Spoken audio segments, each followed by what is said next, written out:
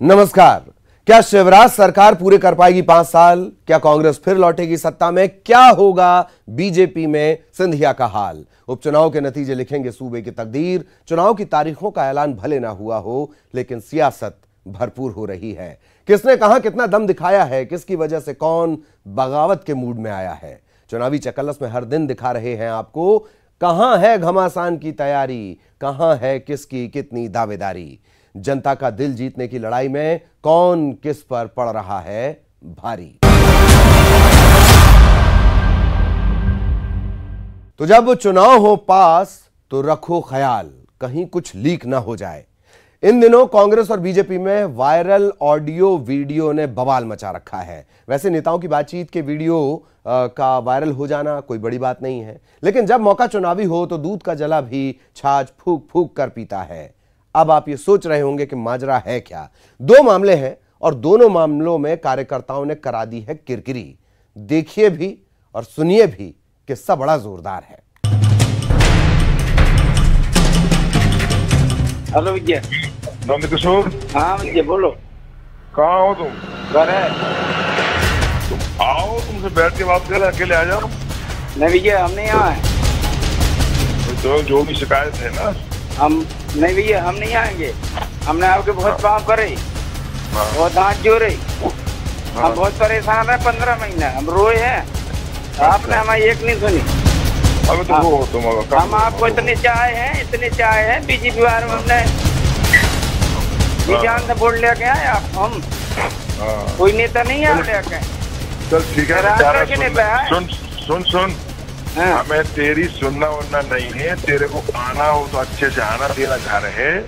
और नहीं आना तो मत आना, ठीक है? फोन रख। ठीक। पहचान ही गए होंगे आप, ये आवाज मंत्री गोविंद सिंह राजपूत की। अब इस कार्यकर्ता ने खुद को सुर्खियों में लाने ये फोन रिकॉर्ड किया है या सुर्खी सीट पर बवाल मचाने, वो तो ये कार्यकर्ता ही जाने। लेकिन सुना ये है कि सुर्खी सीट पर बीजेपी से लेकर कांग्रेस तक बहुत कान देकर ये ऑडियो सुना जा रहा है। एक बार फिर आप भी सुन लीजिए। हेलो विजय। नंदकिशोर। हाँ विजय बोलो। कहाँ हो तुम? घर है। तुम आओ, तुमसे बैठ के बात करें, अकेले आ जाओ। नहीं विजय, हम नहीं आए। तो जो भी शिकायत है ना, हम नहीं भैया, हम नहीं आएंगे। हमने आपके बहुत काम करे, बहुत हाथ जोड़े। हम बहुत परेशान है, 15 महीने हम रोए हैं। आपने हमारी एक नहीं सुनी। अबे तो वो तुम हम आपको इतने चाहे हैं बीजेपी बारे में। हमने जान से वोट लेके आए आप। हम कोई नेता नहीं है लेके। चल ठीक है, सुन। हमें तेरी सुनना वरना नहीं है। तेरे को आना हो तो अच्छे से आना, तेरा घर है। और नहीं आना तो मत आना, ठीक है? फोन रख। जो सुनाई दे रहा है उसमें किस्सा बस इतना सा है कि कार्यकर्ता पहले नेताजी की मान मनौती पर अपनी अकड़ दिखाता है, फिर मोहब्बत जताता है, लेकिन मानता नहीं। तो मंत्री जी भी हार कर कह देते हैं, जिसमें तू राजी उसमें हम राजी। लेकिन ऑडियो से निकली बात दूर तलक भले न जाए, माहौल तो बनाएगी।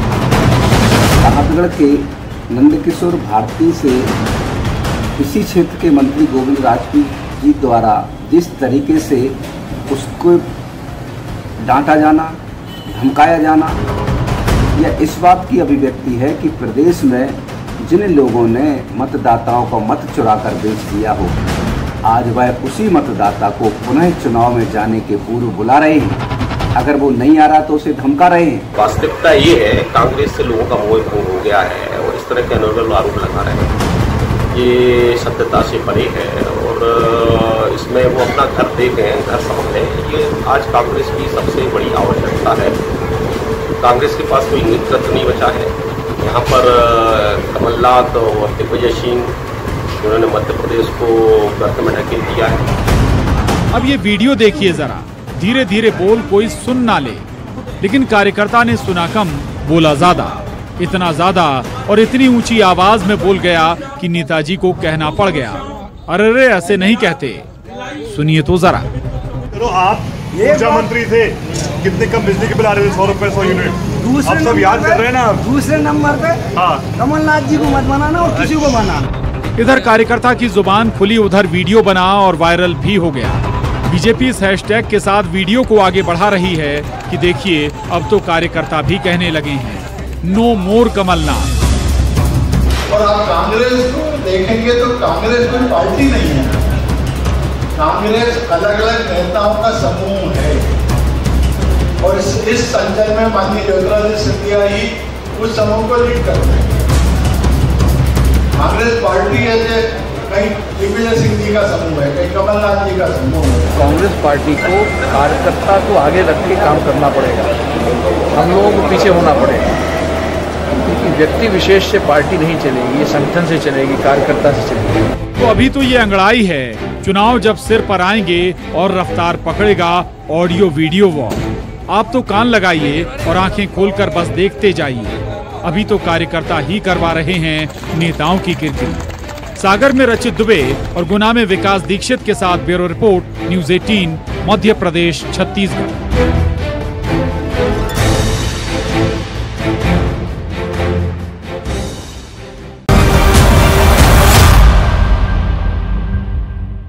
क्या मुरैना की नब्ज पकड़ पाना मुश्किल है इस बार?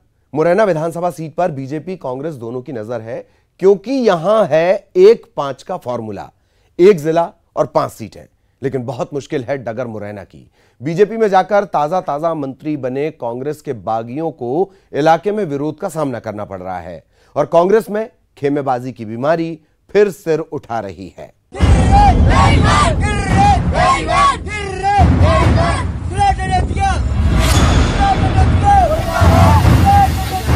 कायदे से तो फूल मालाओं से होना चाहिए था स्वागत, लेकिन दिमनी से कांग्रेस के पूर्व विधायक और शिवराज सरकार में राज्य मंत्री गिरिराज दंडोतिया ने जब दिमनी का रुख किया तो नारे और विरोध प्रदर्शन का सामना करना पड़ा उन्हें। लेकिन मंत्री जी के मुताबिक नाराजगी के ये सुर जनता के नहीं, कांग्रेसियों का बनाया गया माहौल। गिरिराज जनता को भरोसा दिलाते हैं अब किसानों का कर्जा भी माफ होगा और सुनवाई भी होगी। 22 साल बाद दिमनी का गिरिराज भी तो उन्हीं के लिए मंत्री बना है। किसानों के विकास के लिए सरकार वचनबद्ध है। माननीय शिवराज सिंह जी ने किसानों की खेती को मुनाफा का धंधा बनाने के लिए उनके अथक प्रयास रहे। आपने देखा लॉकडाउन होते हुए भी, कर्फ्यू लगा हुआ होते हुए भी किसानों का जो बम्पर गेहूं की खरीदी की गई और उनके खाते में तत्काल भुगतान किया गया, ये एक बहुत बड़ी मिसाल है। सरसों जो कांग्रेस का सरकार थी उसमें 13 कुंटल हर किसान की एक बार में सरसों खरीदने का था। अब जब सरकार बीजेपी की आई और माननीय शिवराज सिंह जी और कृषि मंत्री 20 कुंटल का प्रावधान कर दिया। जो कर्ज माफी की बात थी वो झूठी साची बातें करी किसानों के साथ में। बीजेपी करेगी क्या? वो जितना हो सकता है, हजारों करोड़ रुपया तो जो कांग्रेस की सरकार थी वो प्रमाण पत्र फर्जी और नकली बांट गए, किसानों को दे गए और बिल वो माफ हुआ नहीं कर्जा। तो असली कर्जा माफ तो भारतीय जनता पार्टी और हमारी सरकार ही कर सकती है, ये कांग्रेस नहीं कर सकती। गिरिराज कांग्रेस पर प्राइवेट लिमिटेड कंपनी हो जाने का आरोप लगाते हैं। बताते हैं कि जो विकास कमलनाथ सरकार में रुक गया था अब उसको रफ्तार मिलेगी। कांग्रेस तो एक प्राइवेट लिमिटेड कंपनी थी, कांग्रेस में कहाँ है? डॉक्टर गोविंद सिंह के समर्थक हैं, वो अपना काम करते हैं। और जो टिकट मांग रहे हैं कांग्रेस के लिए, कभी मेरे लिए या कांग्रेस के लिए कभी इन्होंने वोट मांगे थे क्या? कि कहाँ के रहने वाले हैं, कौन है ये? कोई यूपी से आ गया, कोई ग्वालियर से आ गया, कोई शिवपुरी से आ गया, कोई फलाने यहाँ से आ गया। कि जनता की सेवा करें, जनता के बीच में रहें। ऐसा नहीं है कि विधायक और मंत्री बन के ही सेवा कर सकते हैं। ये तो कल हमको पद मिला है विधायक मंत्री का 1.5 साल पहले, इससे पहले हमने 22 साल काम किया है जनता के बीच में ऐसे ही। इधर कांग्रेस आरोप लगा रही है कि सत्ता के लिए दल बदल करने वालों को जनता ने सबक सिखाना शुरू कर दिया है। हालांकि कांग्रेस से बीजेपी की तरफ लगी दौड़ के बीच भी कांग्रेस सबक नहीं ले रही। खेमेबाजी अभी भी जोरों पर है। दिमनी सीट पर स्थानीय और बाहरी का मुद्दा उठा रही है। तो मैं ये चाहता हूँ कि स्थानीय आदमी हो, हमारे मध्य प्रदेश का हो, हमारे जिले का हो और बाहर का नहीं हो और दरबदलू नहीं हो, जो बार बार हमारी पार्टी से खिलवाड़ करता हो, उसकी आवश्यकता नहीं है। और आराम से हमारे जितने भी ये प्रत्याशी, हम तो साइड से पहले ही हो गए थे क्योंकि हमारे पास इतना धनबल नहीं था कि हम संघर्ष कर सकते हो। तो जितने भी लोग जो बैठे हैं वो चुनाव जिनमें से कोई न कोई एक लड़ेगा और चुनाव निश्चित रूप से जीतेंगे। तो गिरिराज दंडोतिया के बारे में पूरी जनता ऐसे बैठी है दिवानी की कि जिस दिन आ जाए उस दिन हम 35 करोड़ का इनसे हिसाब मांगेंगे। निश्चित रूप से उनसे वो 35 करोड़ का हिसाब मांगा जाएगा और उनको जो भी उनके बाद में जो समझ में आएगी तो आप सब लोग देख लेंगे। मेरे ख्याल से सवेरे 10 बजे तक उनका मतदान चलेगा। उसके बाद कांग्रेस जीत में आएगी निश्चित रूप से सही। तो दिमनी का वोटर किसकी करेगा बत्ती गुल, किसके लिए चिमनी जला के रास्ता बनाएगा, किसे जमीन देगा, किसे रास्ता दिखाएगा। ये तय है कि दिमनी समेत मुरैना की 5 सीटों पर जिस पार्टी का परचम लहराएगा 3.5 साल की सत्ता पर भी उसी की मुहर होगी। मुरैना में दुष्यंत सिकरवार के साथ bureau report, news 18, Madhya Pradesh, Chhattisgarh. Corona काल में जब सब बदल गया है तो सियासत के अंदाज कैसे न बदलें और रैलियों जनसभाओं की जगह वर्चुअल रैली लेंगी। तो कांग्रेस को बैनर पोस्टर से ज्यादा असरदार नजर आ रहे हैं सियासी मास्क। एहतियात की एहतियात और अपनी बात। मास्क की सियासत तो देखिए जरा।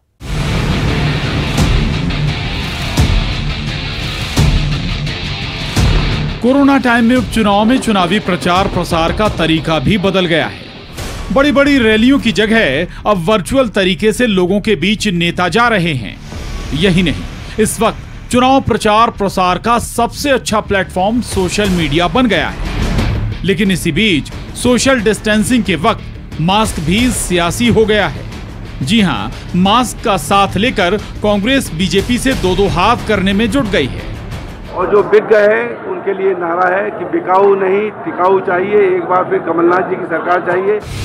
सही सुना आपने, मास्क के जरिए कांग्रेस अब बीजेपी के खिलाफ मोर्चा खोल रही है, जिसका बिगुल बजा ग्वालियर में, जहां मास्क लगाते ही बिना बोले कुछ कहे ही ये संदेश कांग्रेस जनता को दे रही है कि बिकाऊ कितने टिकाऊ, एक बार फिर चाहिए कमलनाथ सरकार। बिकाऊ नहीं टिकाऊ चाहिए, एक बार फिर कमलनाथ जी की सरकार चाहिए। अब आपको बताते हैं आखिर पूरा माजरा क्या है, कैसे जिंदगी बचाने वाले मास्क से कांग्रेस इस उपचुनाव में जीत की सांसें भरने की कोशिश कर रही है। कितने बिकाऊ कितने टिकाऊ, कांग्रेस का इस उपचुनाव में सबसे अहम मुद्दा यही है। वो दल बदल के मुद्दे को जनता के बीच जोर शोर से बताना चाहती है। यही नहीं, ग्वालियर चंबल से ही शुरू हुआ है मास्क पर सियासी संदेश। संदेश साफ है, सिंधिया के गढ़ से ही बिकाऊ कितने टिकाऊ वाला मास्क का श्री गणेश किया गया है। शायद उन्हें ये मालूम है कि पिछली सरकार में ये कितनी बार सरकार रेत खनन में बिकी, कितनी बार ये सरकार भ्रष्टाचार के मुद्दों में बिकी। इसलिए उन्हें याददाश्त आ रही है, ताजी है उनकी याददाश्त। अब वो बिकेंगे कि नहीं बिकेंगे ये उन्हें पता होगा। कांग्रेस इस मास्क के जरिए सिंधिया के गढ़ में वोटों में सेंधमारी की जुगत में लग गई है। उपचुनाव की 27 सीटों में से ग्वालियर चंबल ही वो इलाका है जहां सबसे ज्यादा 16 सीट शामिल हैं। 16 सीट पर कैसे सिंधिया समर्थकों ने जनता के भरोसे को तोड़ा, मतलब साफ है, ग्वालियर चंबल बीजेपी हो या कांग्रेस, सबका फोकस पॉइंट बन गया है। काम धंधे बंद हो गए, मजदूरियां गरीब आदमी की बंद हो गई है, राशन की दुकानों से उनको मिल नहीं रहा है। इसके साथ ही दूसरे मुद्दों पर भी बीजेपी के खिलाफ कांग्रेस ने जंग छेड़ दी है, जहां कर्ज माफी का मुद्दा हो या फिर बिजली के बिल का। आज गरीब आदमी परेशान है। 100 रुपए 100 यूनिट बिजली का बिल आता था, वो आज हजारों लाख तक पहुंच रहा है। जिसको 600 रुपए पेंशन मिलती है उसका 2000 बिजली का बिल आ रहा है। वहीं बीजेपी इस मास्क की राजनीति पर कह रही है, जनता ही कांग्रेस को मुंहतोड़ जवाब देगी। जनता के हकों पर ग्वालियर चंबल संभाग के लिए चंबल एक्सप्रेस वे नहीं बनने दी जा रही थी, उस पर डाका डाला जा रहा था। उसके हक मारे जा रहे थे, जिससे ग्वालियर चंबल रोड बन जाएगा तो ग्वालियर चंबल संभाग के लोगों को रोजगार मिलता, उद्योग स्थापित होते। आज वही चंबल एक्सप्रेस वे बनने जा रही है, तो इनका जवाब उनके पास नहीं है। तो क्या है, उनको जिंदा रहना है राजनीति में, तो नकारात्मक राजनीति करनी है जिससे वो जिंदा बने रहें राजनीति। मास्क का ग्वालियर चंबल की राजनीति में प्रवेश। सवाल है कि ये सियासी मास्क सत्ता से बाहर हुई कांग्रेस को क्या नया जीवन दान दे पाएगा। ग्वालियर से सुशील कौशिक के साथ bureau report, news 18, Madhya Pradesh, Chhattisgarh.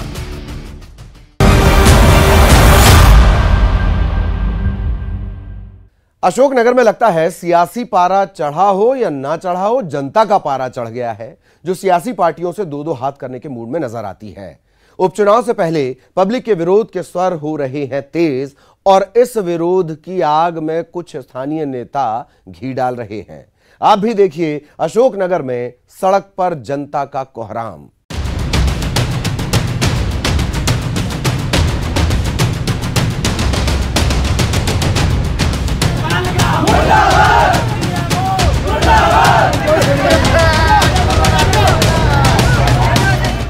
Ashoknagar विधानसभा भी सिंधिया समर्थकों के इस्तीफे से खाली हुई सीट है, जहां उपचुनाव से पहले एक बार फिर स्थानीय मुद्दे जोर पकड़ रहे हैं।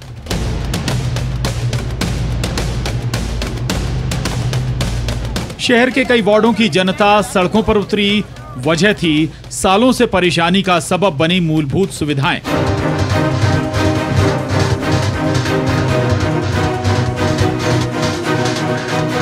स्थानीय लोगों ने अपनी मांगों को लेकर नगर पालिका के बाहर जमकर प्रदर्शन किया। स्वाभाविक है, एक आशा जरूर रही होगी कि उपचुनाव से पहले जनता की सुनवाई जल्द हो जाती है।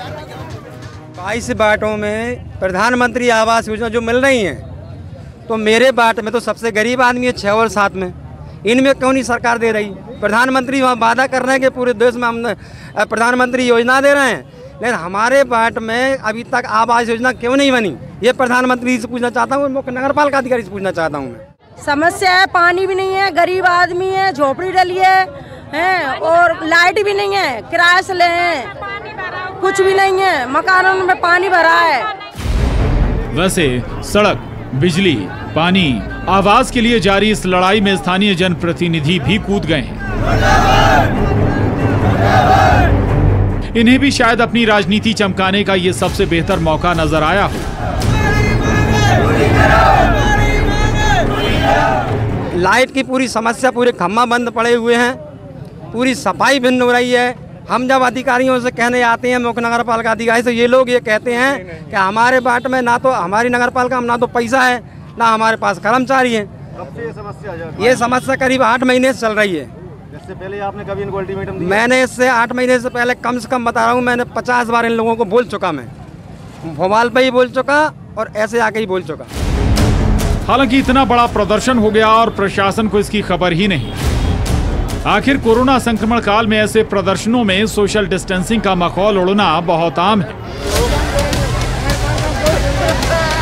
इस प्रदर्शन के पीछे निगम कर्मचारी की दलील भी सुन लीजिए जरा। वार्ड नंबर 6 के लोग हैं, ये इनके कीचड़ की और समस्याओं को लेकर आए हैं, तो इनसे कहा ज्ञापन दे दो। सीएम साहब गए मीटिंग में, तो इनने ज्ञापन नहीं दिए, चूँकि लोग ये तो कुछ समझते नहीं, राजनीतिक लोग हैं वो इनको लेकर आए। और सबसे ज़्यादा इन सोशल डिस्टेंस का पालन नहीं कर रहा है, इन पर कार्रवाई होनी चाहिए जो इनको लेकर आए। देश के अंदर कोरोना चल रहा है, शासन कह रही है कि दूर दूर रहें और ये इकट्ठा कर रहे हैं, गरीब जनता को गुमराह कर रहे हैं। इनकी मांगे हैं, जो इनकी मांगे ये हैं कि मुरम डलवा दी जाए, लाइट नहीं जल रही है, उनकी समस्या 2 दिन में करवा देंगे हम, ये कोई इतनी बड़ी समस्या नहीं है। लेकिन सबसे बड़ी समस्या जो इनको लेकर आए वो गरीब आदमी है जो समझ नहीं रहे कि सोशल डिस्टेंस का पालन नहीं कर रही है। उपचुनाव की आहट है, सो ऐसे में प्रदर्शन तो होंगे ही। जनता नेताओं से सवाल भी करेगी और डिमांड भी, लेकिन जनता के मसले और समस्याओं को उठाने वाले जनप्रतिनिधियों को भी कोरोना संक्रमण काल में जनता की सेहत से कम खिलवाड़ नहीं करना चाहिए। हाँ, जनता के लिए आवाज जरूर बुलंद करिए। अशोकनगर से समीर द्विवेदी के साथ bureau report, news 18, Madhya Pradesh, Chhattisgarh.